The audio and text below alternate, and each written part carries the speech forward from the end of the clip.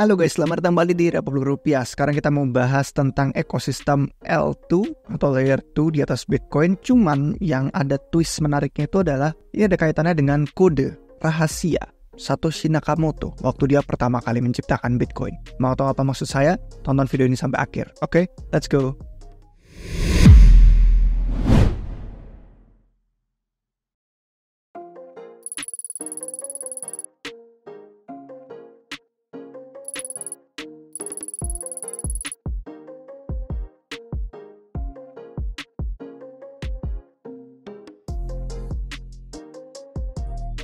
Oke guys, jadi ini video yang belum pernah kami bikin karena kebetulan aja hari ini tadi saya bikinin playlist khusus untuk inovasi Bitcoin. Kalian bisa langsung lihat di channel YouTube kami. Ini banyak ya inovasi Bitcoin itu, tapi baru kali ini kita bener-bener bahas tentang ekosistem layer 2 Bitcoin. Atau apakah bener-bener ada nih L2 di atas Bitcoin. Nah ini misalkan mau jadi referensi kalian bisa tonton, tapi sekarang yang mau kita bahas itu lebih ke kayak apa sih hubungannya sama Bitcoin dulu waktu pertama kali diciptakan. Kenapa kok kamu bikin judul sama thumbnailnya itu bener-bener clickbait banget? Ini padahal bukan clickbait. Emang beneran nih ada rahasia tersembunyi yang sudah dibuat sama Satoshi Nakamoto dulu. Cuman baru belakangan ini aja lagi kita berusaha untuk aktifkan kembali. Nah sebelum masuk ke sana, latar belakang ya tentang layer 2. Kenapa diperlukan di Bitcoin? Karena Bitcoin itu mulai mendapatkan banyak user baru. Ada banyak use case baru, ada spekulasi, memes bisa dibilang, entah itu dalam bentuk NFT di Ordinals, dalam bentuk BRC20 ada inscription lainnya juga, entah itu video, musik, segala macam, data apapun yang bisa di-inscribe ke dalam blockchain Bitcoin. Terus yang baru ini aja, kita udah bikin 2 video, itu juga ada runes, khusus token-token fungible yang modelannya itu kayak kalau di Ethereum ada ERC20. Jadi blockchain Bitcoin itu memang awalnya nggak diciptakan untuk banyak hal seperti ini, untuk menjadi sebuah kasino tempat orang berspekulasi. Akhirnya Bitcoin tuh butuh solusi untuk skalabilitas biar bisa ditingkatkan. Dan ternyata memang lagi banyak nih eksperimen seputar itu. Jadi alasan-alasannya nih kenapa kok ada banyak banget ya proyek Bitcoin yang lagi dibikin, tapi terlepas dari semua inovasi ini masih sedikit yang namanya L2 yang diadopsi secara luas. Alasannya ada beberapa. Yang pertama karena UX-nya itu buruk, pengalaman penggunanya terutama dari sisi harga itu transaksi mahal banget kalau mau di layer 1 Bitcoin. Dan pada akhirnya jadi terhambat di sana. Kemudian yang kedua, komunitas Bitcoin itu memang nggak suka aktivitas selain transaksi keuangan di blockchain Bitcoin yang biasa. Jadi mereka takut kalau nanti ada isu kepadatan jaringan, mereka takut jadi centralized, mereka takut ada update yang terlalu berlebihan yang nggak penting, dan mereka tidak mau menambah risiko. Terus yang ketiga, karena tidak seperti industri kripto yang luas di mana mereka suka kalau ada banyak token, ada banyak koin, justru komunitas Bitcoin itu skeptis. Mereka senangnya megang BTC ya BTC aja. Itu aset yang satu-satunya paling mereka percayai. Jadi ada trilema di sana untuk orang-orang yang pengen bikin L2 Bitcoin. Nah gimana kalau bikin jaringan baru tapi nggak ada aset untuk keamanannya itu sendiri. Nah sekarang karena ada banyak halangan-halangan tadi, kalian sudah dapat nih latar belakangnya ya. Lagi banyak spekulasi Bitcoin, lagi banyak inovasi, tapi ada halangan tersebut. Nah kita sekarang akan bahas ya, kira-kira bentuk yang seperti apa sih yang mungkin paling make sense untuk Bitcoin dalam jangka panjang. Dan kami akan kaitkan ini dengan kelahiran dulu Bitcoin waktu pertama kali dibikin sama Satoshi Nakamoto. Oke, sebelum kami masuk ke masing-masing layer 2 dan gimana kira-kira pengembangan ekosistem ini dan pandangan ke depannya, kalian perlu lihat angka ini. Trading volume untuk BRC20 aja ya. Ini bukan NFT Ordinals, ini bukan yang lain-lain. Ini benar-benar cuman BRC20. Belum termasuk runes yang baru juga. Itu $89 miliar volume tradingnya. Jadi angkanya besar, orang-orang yang tertarik untuk spekulasi. Tapi blockchain Bitcoinnya kurang mampu bisa dibilang ya. Karena kan kami udah bikin di episode sebelumnya kenapa BRC20 itu ada banyak kendala-kendala teknis. Nah karena kalian udah tahu tuh banyak banget jumlah uang yang dipertaruhkan dan banyak sekali hal yang dibutuhkan dari adanya layer 2 di atas Bitcoin. Sekarang kita masuk nih.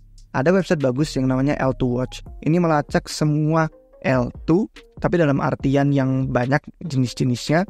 Itu bervariasi di sini untuk aset BTC dan yang terhubung ke blockchain Bitcoin. Jadi kalian bisa ngeliat sendiri ya, dari jenisnya aja ada banyak, ada roll up, ada validity, ada sidechain, ada state channel, terus ada spider chain, terus ada pokoknya banyak lah macam-macamnya. Dan kalau misalkan kita mau simple aja, yang paling penting-pentingnya, yang terutama itu sebenarnya ya yang paling pertama kita udah kenal di komunitas Bitcoin itu kayak Lightning Network, namanya State Channel. Jadi kita bisa ngeliat di huruf L. Nah ini Lightning Network, ini jenisnya State Channel. Nah State Channel ini dirancang khusus untuk menangani transaksi yang kecil-kecil, transaksi mikro, dan transaksi lain yang mungkin perlu kecepatan tinggi. Dan ini kita udah pernah bikin videonya khusus. Jadi kalau misalkan kalian mau nonton di playlist yang inovasi Bitcoin tadi, itu udah ada video tentang Lightning Network khusus. Kemudian yang kedua itu sidechain. Ya, yang ini yang paling banyak ya kalau misalkan kalian pengen lihat sidechain itu ada banyak banget. Ini yang sebenarnya menurut kami itu sebagian besar L2 sekarang, meskipun ngakunya L2, dia bentuknya cuma sidechain aja. Yang mana dia itu blockchain terpisah, tapi ya di sampingnya Bitcoin, bukan di atasnya Bitcoin. Dan memang si sidechain bisa punya lebih banyak kasus penggunaan use case kayak DeFi, itu bisa lebih banyak daripada yang state channel kayak Lightning Network. Cuman ya mereka hanya terhubung ke Bitcoin lewat peg 2 arah. Dan nanti kita bakal bahas lebih lanjut kenapa itu bukan L2 yang sebenarnya. Kemudian yang ketiga itu roll up.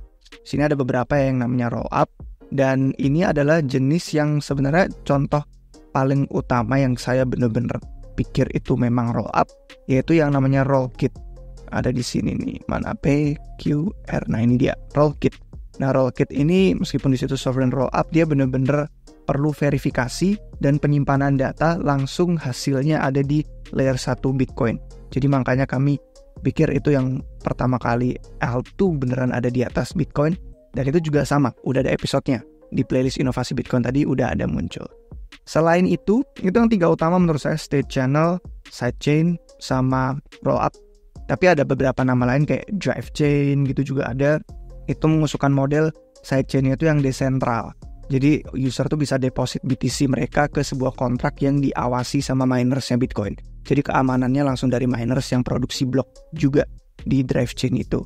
Contohnya ya kalau misalkan ada yang udah pernah dengar namanya Z-Side, itu membawa privasi ke transaksi Bitcoin. Terus ada lagi yang namanya ETH-Side, itu ya seperti namanya, cloningannya Ethereum. Terakhir Spider Chain. Spider Chain ini Botanix contoh paling utamanya. Kalau nggak salah juga di website ini cuman satu-satunya yang ada ini Spider Chain ya, ini dia. Dan ini adalah jaringan dompet yang sebenarnya sih multisig ya. Cuman bergantung sama beberapa orang yang megang dompet multisig itu untuk bisa saling terhubung. Cuman dia nanti transisi modelnya, kalau di Bitcoin itu UTXO, kayak uang cash gitu kan. Jadi ganti ke basisnya akun atau rekening kayak di Ethereum, di EVM. Jadi kalau akun rekening itu ya kayak rekening digital bank kita. Beda sama UTXO yang modelannya uang cash gitu, harus ngambil kembalian segala macam. Jadi udah ada beberapa komentar dari orang nih, kayak ada banyak banget pokoknya variasinya. Ya kita nggak bakal bahas semua itu di sini dari berbagai macam L2 Bitcoin. Ada yang namanya sidechain, state chain, layer chain, ghost chain, bahkan entah ini ghost chain untuk lelucon aja karena Liquid kurang diadopsi, tapi ya pokoknya kalian ngerti lah maksud saya. Kalau untuk dari L2 ini kan banyak ya, ada yang beraneka ragam dia bentuk mesinnya, sistemnya. Untuk yang EVM biasanya itu kan yang dicari karena orang-orang di Ethereum biasa yang suka spekulasi gitu kan, dan dia ada kemampuan untuk bisa kontrak aplikasi macam-macam. Yang EVM tuh ya ada beberapa nama yang utama kayak Rootstock, Botanix, Chainway. Ya Chainway di sini bikinnya Cytria sih namanya. Ini di sini Cytria, terus sama Bob, yaitu kalau Bob tuh singkatan Build on Bitcoin. Itu beberapa contoh L2 yang kompatibel EVM. Karena ada beberapa nama lain yang saya kelupaan, tapi kalian dapat lah intinya apa. Nah, ini yang saya maksud tadi. Ada komentar dari orang kalau sebenarnya hampir semua nama di sini sebenarnya bukan L2. Terlepas dari variasi mereka jenisnya apa aja, tapi ya karena L2 dan rollup itu memang ada beberapa definisi yang orang itu sudah setuju artinya apa. Jadi dipandang kayak banyak yang dibikin sama ekosistem Bitcoin sekarang tuh belum L2 yang benar-benar L2. Karena L2 atau rollup yang sebenarnya itu harusnya punya jembatan yang terhubung ke Bitcoin, tapi jembatannya itu harus trust minimized, harus permissionless, harus nggak perlu mempercayai orang yang mengoperasikan jembatan itu. Atau kita harus kayak menambah risiko-risiko, oh saya harus percaya nih, gimana kalau nggak percaya nanti tiba-tiba jembatannya hancur atau kolaps gitu. Jadi sebagian besar dari daftar yang sekarang ini ya kayak nggak punya. Dan kebanyakan hanya bergantung sama dompet-dompet multisig. Nanti kita bahas ada kaitan yang menarik sama kode rahasia Satoshi Nakamoto. Ada nanti bagus pokoknya di bagian akhir. Kalau kalian nonton sampai akhir beneran ngerti kenapa kami pikir L2 Bitcoin tuh butuh waktu untuk lumayan lama bener-bener bisa dikembangkan. Teorinya sih ada yang bilang katanya bisa dilakukan lewat BitVM kalau bener-bener mau bikin L2 yang real, yang legit di Bitcoin. Cuman BitVM pun tuh masih relatif baru dan prakteknya belum kelihatan jelas. Sejauh ini yang tampak mengimplementasikan BitVM itu ya Saitria, ini yang paling jelas. Dia sering banget bikin tweet di Twitter, di Discord juga sering update, dan di blognya mereka juga bikin artikel-artikel. Dan di sini ada pandangannya kayak kalau misalkan biasanya sidechain kondisi saat ini nih bener-bener cuma blockchain lain yang ya udah asal bikin jembatan aja. Tapi kalau Saitria ngakunya, klaimnya katanya beneran L2 di atas Bitcoin karena pakai BitVM. Ya, cuman katanya mereka pun udah sampai batas kemampuannya BitVM, mereka usahakan tuh bangun. Tapi itu tadi masih relatif baru dan mereka masih dalam tahap pre-testnet. Kalau kalian misalkan lihat di website ini ya, Saitria tuh masih pre-testnet tahapnya. Jadi bahkan testnet pun belum, dan mainnet pun belum. Kita lihat aja nanti gimana peluncurannya. Cuman ngomongin BitVM, baru banget kemarin juga ada tuh pengumuman eksperimen baru yang terinspirasi BitVM. Namanya BitVM X, tambahin X belakangnya. Dan ini dibikinnya sama tim Rootstock. Rootstock yang kemarin udah kami bahas di video narasi 2024 tentang DeFi Bitcoin. Jadi kalian bisa nonton itu juga untuk yang pengen tahu Rootstock dan pandangan kami tentang Rootstock seperti apa. Ini BitVM itu memang luar biasa kompleks sih. Padahal sama kayak Lightning Network yang tidak mengarah kemana-mana. Nanti bakal kami jelaskan kenapa bilang seperti itu. Intinya kalian dapat lah ya, perlu eksperimen lebih lanjut untuk kita bisa membangun L2 Bitcoin yang sebenarnya. Dan bahkan L2 Bitcoin yang paling panas, kalau misalkan kalian di daftar ini, itu huruf F, G, H, I, J, K, L, M. Mana M? Ini kayak kelewatan. Nah ini dia. Ada yang namanya itu Merlin. Nah ini, Merlin Chain. Jadi Merlin Chain ini ngakunya L2, tapi padahal dia cuma sidechain doang. Dia udah di mainnet, tapi dia yang paling hangat. Dan alasannya karena dia yang paling hype, TVL-nya paling gede, dan dia sudah menyentuh sampai $3 miliar kemarin. Ini websitenya. Saya nggak bisa memungkiri sih, memang untuk desain dan grafiknya tuh bagus banget Merlin Chain. Keren, saya suka. Cuman ya itu tadi, ada isinya juga Merlin Chain ini red flag. Karena dulu itu orang harus ngelock BTC mereka di website yang tadinya Chinese bahasanya, terus dapat airdrop shitcoin. Terus berbulan-bulan mereka harus nunggu sebelum mereka bisa withdraw koin BTC-nya. Kayak ya itu benar-benar memerlukan jiwa dijen banget sih bisa percaya BTC kita dipegang di satu tempat yang harus nunggu berbulan-bulan sebelum bisa unlock. Jadi TVL yang paling gede pun di ekosistem L2 Merlin Chain pun ya kayak gitu isinya red flag. Jadi untuk sumber tambahan, kalau misalkan ada yang udah ngeliat di L2 Watch gitu kan, terus selain mereka bisa ngeliat ke website, Twitter dan segala macamnya di sini, ada juga yang lagi bikin Bitcoin Layers nih, namanya bitcoinlayers.org. Ini proyek baru, mereka pengen bantu review keamanan lapisan-lapisan di Bitcoin itu kayak apa aja. Dan mereka kasih komentar mereka dari analisis yang udah mereka lakukan. Cuman baru dikit banget sih cakupannya di sini, belum sebanyak L2 Watch yang tadi. Jadi kalian pantau mereka di Twitter aja, Bitcoin Layers. Ini ada dari sisi bridge, infrastruktur sama layers. Untuk yang nanti pengen baca hasil review mereka, bagaimana risikonya dan keamanannya.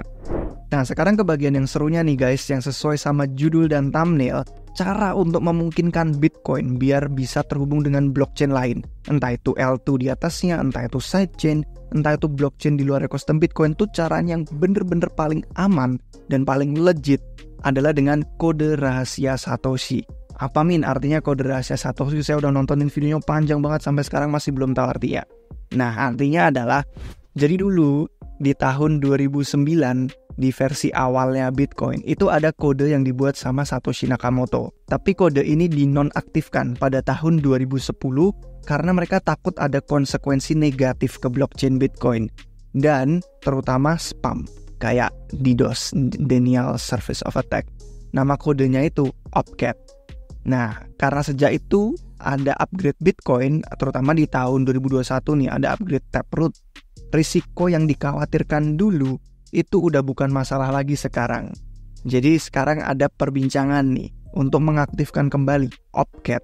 Dan Opcat ini perlu soft fork. Kita perlu nge-soft fork blockchain Bitcoin lewat proses proposal yang namanya BIP, Bitcoin Improvement Proposal.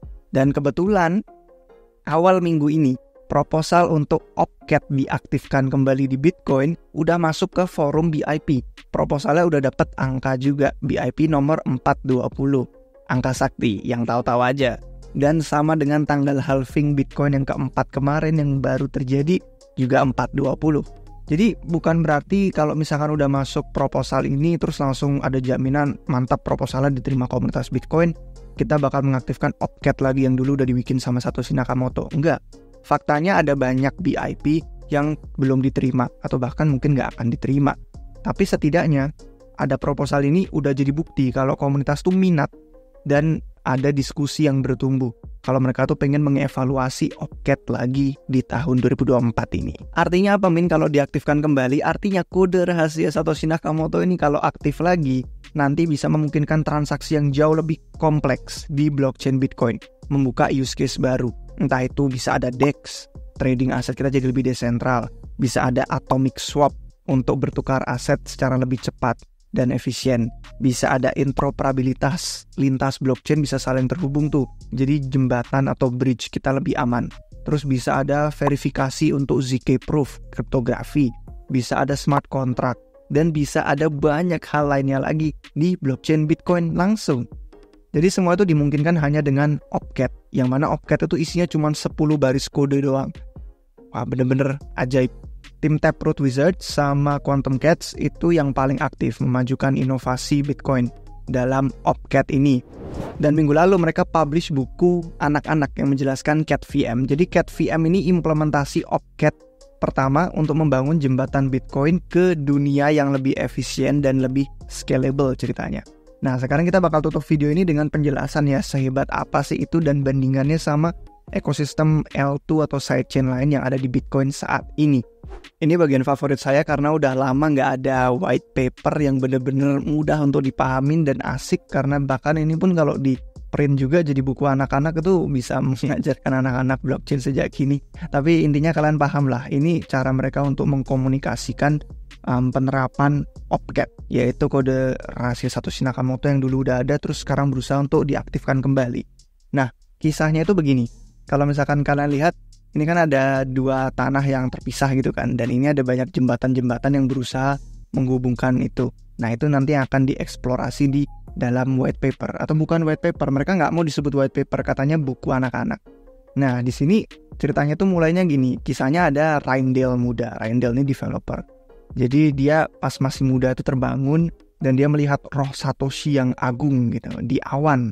Katanya Satoshi gini, warga blockchain ini sedih, keadaannya buruk, pernah kamu developer atau builder yang terkenal di sini. Jadi bantuin dong jembatani dua tanah yang terpisah.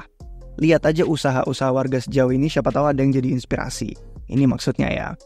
Nah, terus akhirnya Reindel muda mulai tuh jalan-jalan ke multisig Madland yang pertama dia temui. Wilayah yang kacau, penuh petualang yang bridging lewat multisig. Jembatannya itu tampak bisa runtuh kapanpun dan kita nggak bisa balik. Kalau jatuh ya gimana lagi. Kata petualangnya itu gini, yaitu risiko yang kami terima. Akan ada lubang hitam yang membuat jembatan itu kolaps beberapa kali dalam setahun. Ada hackers nungguin juga di sana. Multisig itu hanya bisa dilewati oleh petualang yang paling berani dan paling dijen. Pas ditinggal sama Reindel, wah bener-bener deh jembatannya langsung kolaps. Itulah jembatan yang kaitannya sama multisig tadi, bergantung sama beberapa orang doang yang megang aset. Kemudian Reindel muda akhirnya lanjut jalan dan dia ketemu sama yang namanya Peninsula Presine, di mana jembatan Lightning Network tidak mengarah kemana-mana. Kalian lihat sendiri di gambarnya, bener-bener ya nggak nyambung ke tanah yang mau dituju, ya cuman tanah melayang yang nggak kemana-mana. Ada beberapa warga yang nyebrang dan ada yang sibuk akrobat di tanah Lightning, katanya sibuk, entah kelihatan sibuk doang kayaknya. Kenapa kok ada jembatan yang tidak mengarah kemana-mana? Katanya orang lokal di sana bilang, oh ini dulu dikira menjanjikan banget. Dulu kami dipikir katanya Lightning Network bisa ABCDE sampai Z katanya. Banyak warga yang masih berkhayal, masih delusi. Katanya Lightning Network itu ada manfaatnya bagus. Mereka terus berusaha untuk membenarkan, justify pemikiran mereka kalau yang mereka percaya itu benar adanya. Kata Reindel, ya memang sih kokoh jembatannya, cuman ya nggak mengarah ke hal-hal yang berguna. Ini bukan jembatan yang roh Satoshi Agung tadi harapkan. Akhirnya Reindel meneruskan perjalanan dia dan ketemu sama yang namanya desa L2, desa layer 2. Yang dibanjiri ada banyak banget proyek-proyek dengan pendanaan VC yang sedemikian besarnya, venture capital ya. Kayak uang itu nggak pernah ada habisnya. Nah ini ada di bayangan saya ya, desa L2 ada banyak banget nih yang diinvestasi sama VC. Ini kan di sini ada namanya nih, fundraisingnya siapa aja yang investasi. Dan ya nggak menutup kemungkinan banyak dari proyek ini sebenarnya juga nggak legit sih. Cuman bener-bener tempat mereka untuk bisa merotasi uang. Dan Reindel diajak tuh sama engineer, sama builder yang ada di sana untuk melihat situs konstruksi mereka yang baru, yang namanya BitVM. Nah ini yang tadi kita udah bahas. Katanya BitVM inovasi menakjubkan. Dan ternyata bentuknya tuh terlalu rumit dan terlalu nggak penting desainnya. Baru setengah jadi akhirnya. Reindel pikir sama aja dong kayak jembatan Lightning Network yang tadi, nggak mengarah kemana-mana. Cuman malah ini lebih riwah lagi gitu. Nggak mengarah kemana-mana, lebih riwah lagi gitu bentuknya. Si builder tersinggung kan, dia ngelihat Lightning Network kayak, ya nggak seburuk itu amat BitVM gitu. Dia tersinggung katanya, BitVM ini jauh lebih baik loh. Dia tuh ada kombinasi teknologi beraneka ragam, ada A, B, C, D, E, sat rame lah pokoknya. Dia jelasin segala macam hal, jargon-jargon berbau teknis. Terus katanya ditambah ada juga menara-menara nih, penjaga yang memantau kalau jembatannya itu aman dan kuat. Dan katanya selama kita bisa pre-sign transaksi Bitcoin dan operator jembatannya kuat untuk bayar DP untuk semua orang yang pengen withdraw atau narik aset mereka, katanya fungsinya sempurna gitu. Si Reindel dengerin yang kayak, buset deh ini orang jelasin aja panjang lebar, jadi makin bingung saya gitu kan. Akhirnya Reindel ya udah melanjutkan perjalanan dia. Nah, Reindel muda akhirnya meninggalkan desa L2 dan dia merenung. Dia jalan di sekitar yang namanya permissionless point.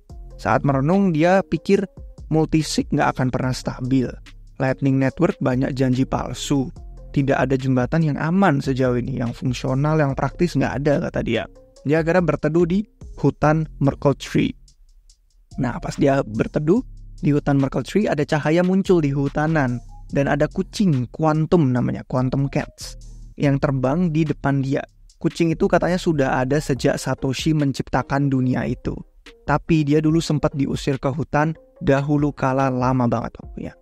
Ini jadi referensi yang dimaksud tadi, opcat ya. Sudah ada sejak Bitcoin diciptakan tapi dinonaktifkan karena takut ada risiko negatif. Terus sekarang dia muncul di sini nih. Dan si kucing mulai jalan dan Reindel muda akhirnya mengikuti. Dan coba deh mereka jalan ke arah mana. Ternyata ketemu seperti yang digambar, ada pintu di batang pohon.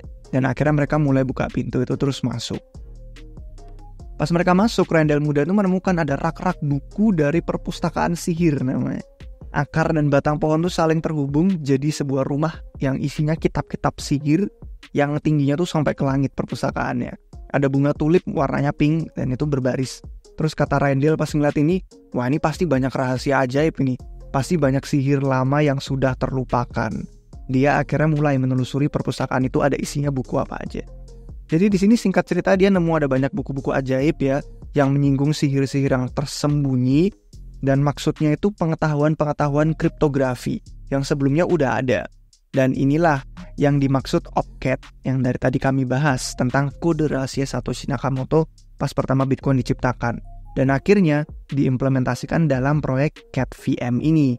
Jadi akhirnya si Satoshi ya approve gitu kan dengan ini sesuai sama visi, sesuai sama bayangan yang dia punya. Dan akhirnya bisa ada jembatan yang diinginkan sama semua orang. Jadi sesuai banget nih sama keinginan Satoshi Nakamoto. Seperti yang kalian lihat gambarnya di sini, akhirnya jembatannya itu luar biasa kokoh. Jadi kita bisa lihat karakter-karakternya yang dimungkinkan oleh kode opcat ini. Pertama, siapapun bisa nyebrang bolak-balik. Nggak perlu minta izin, nggak perlu bergantung sama operator jembatan, nggak perlu yang kayak multisig L2 sidechain yang tadi kita udah bahas di awal. Kemudian yang kedua, struktur jembatannya itu kokoh banget dan sederhana. Nggak ribet, nggak kompleks. Terus yang ketiga, biaya transaksinya minimal sekali, terjangkau. Terus yang keempat, langsung itu mengarah ke dunia yang lebih kaya di luar dari L1 Bitcoin aja. Jadi luar biasa sesuai ya. Kesimpulan penutup yang kami bisa bagikan di sini adalah karena belum tentu nih semua anggota komunitas Bitcoin itu setuju untuk proposal BIP 420 untuk mengaktifkan lagi kode rahasia Satoshi Nakamoto. Ya semoga aja sih ada ya, kalau misalkan nanti nggak disetujui ada alternatifnya lah. Menurut saya ini udah skenario paling ideal, paling GG, karena udah sesuai sama apa yang dulu dibikin sama Satoshi Nakamoto. Tapi kalau ternyata komunitas Bitcoin Maxi saat ini nggak terlalu mendukung, ya semoga ada alternatif proyek yang dibangun itu mendekati lah setidaknya.